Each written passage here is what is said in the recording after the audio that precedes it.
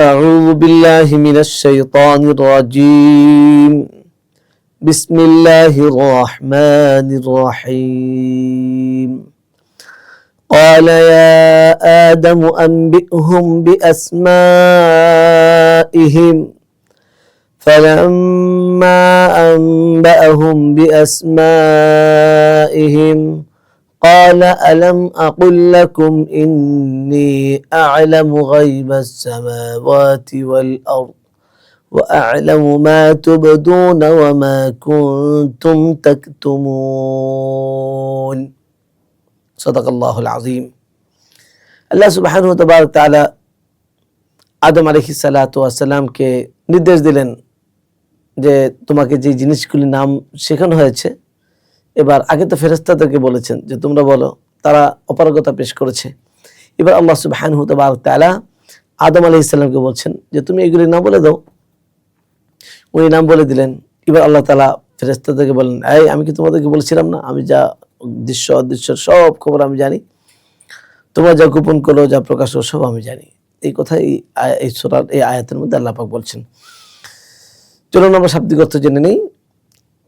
আলা বললেন, অর্থাৎ আল্লাহ সুবহানাহু ওয়া তাআলা বললেন, নির্দেশ দিলেন, ইয়া আদম, ইয়া মানে হে, আদম মানে আদম, হে আদম, আম্বি তুমি বর্ণনা করে দাও, হুম তাদের কাছে, অর্থাৎ ফেরেশতাদের সামনে তুমি বর্ণনা করে দাও, বি আসমাইহিম মানে সাথে বাদারা, আসমা মানে নাম, হিম তাদের, ওই জিনিসগুলির নাম বলে দাও যেগুলি আল্লাহ সুবহানাহু ওয়া তাআলা ফেরেশতাদের সামনে পেশ করছেন, করে বলছেন বলো।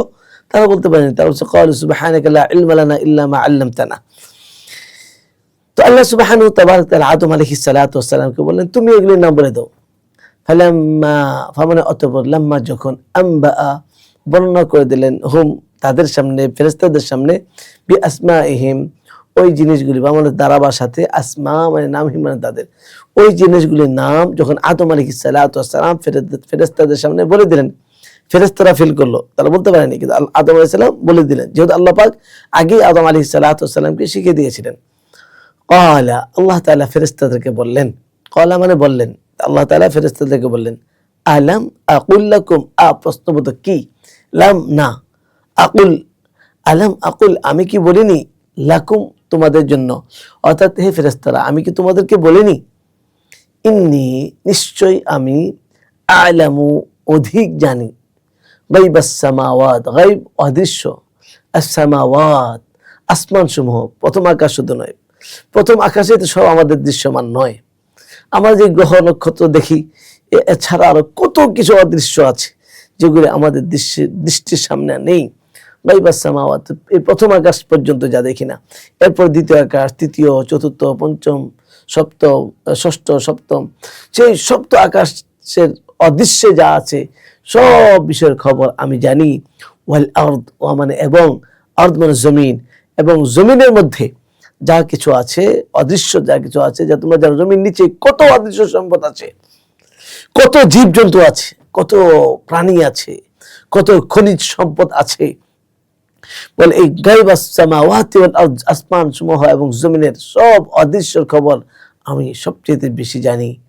ওয়া আ'লামু মানে এবং, আ'লামু আমি জানি, মা যা, তুবদুনা তোমরা প্রকাশ করো, ওমা মানে এবং, মা যা, কুনতুম তোমরা ছিলে, তাকতুমুন গোপন করতে, অর্থাৎ যা তোমরা প্রকাশ করছো আর যা তোমরা গোপন করো সব বিষয়ে আমি জানি, সব বিষয় আমি জানি।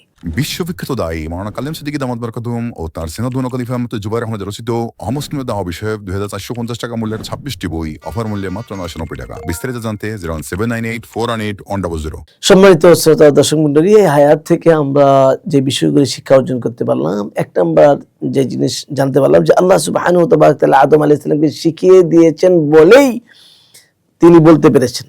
তো আল্লাহর দেওয়া শিক্ষা ছাড়া শিক্ষা প্রকাশ, জ্ঞান প্রকাশ করার কোনো অধিকার কেউ নেই, কেউ পারে না। আল্লাহ যতটুকু শিখিয়ে দেন ততটুকুই মানুষ প্রকাশ করতে পারে। ওই জিনিসগুলির নাম আদম আলাইহিস সালাম ফেরেশতাদেরকে আল্লাহ শিখান নাই, তারা বলতে পারেনি, কিন্তু আদম আলাইহিস সালামকে আল্লাহ শিখিয়ে দিয়েছেন। ও আল্লামা আদম আল আসমা, ফলে আদম আলাইহিস সালাতু ওয়াস সালাম বলে দিয়েছেন, যখন আদম আলাইহিস সালামকে আল্লাহ পাক বলছেন।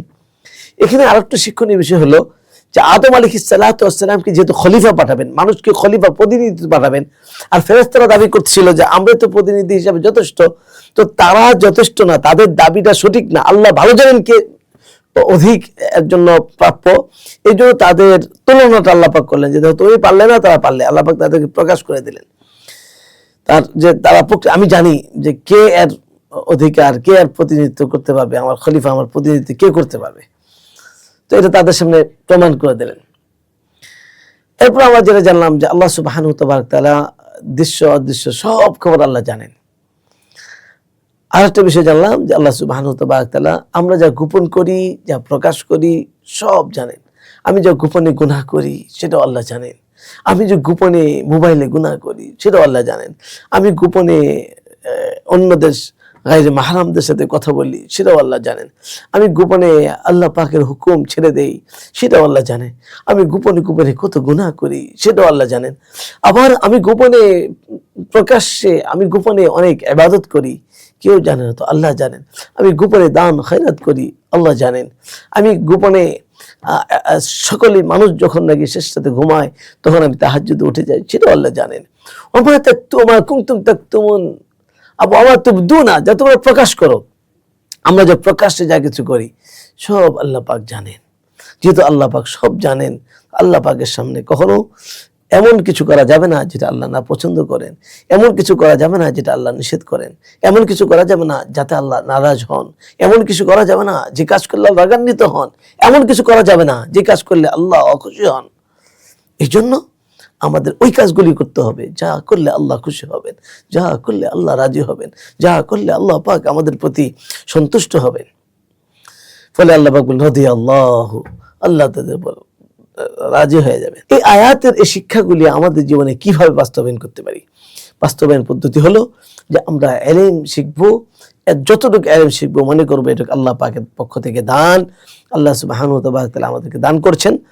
এবং আল্লাহ যা দেখি বা না দেখি সব বিষয় সম্পর্কে আল্লাহ পাক জ্ঞানী, এই কথা আমি সবসময় কল্পনা করব, সবসময় খেয়াল করব, সবসময় চিন্তা রাখবো যে আল্লাহ সুবহানাহু ওয়া তাআলা সবকিছু জানেন। আর আমি প্রকাশ্যে এমন কিছু করব না যেটা আল্লাহ নারাজ হয়ে যান, এমন কিছু করব না যাতে আল্লাহ নাখুশ হয়ে যান। আমি প্রত্যেকটা কাজ আল্লাহর সন্তুষ্টির জন্য করব। গোপনে এমন কিছু করব না যাতে আল্লাহ নারাজ হয়ে যান, যাতে আমাকে শয়তান ধোঁকা না দিয়ে ভুলিয়ে না দেয়। এই জন্য সবসময় এই কথা আমার অন্তরের মধ্যে রাখবো যে আমার আল্লাহ আমাকে দেখছেন, আমার কথাগুলি আমার আল্লাহ শুনছেন।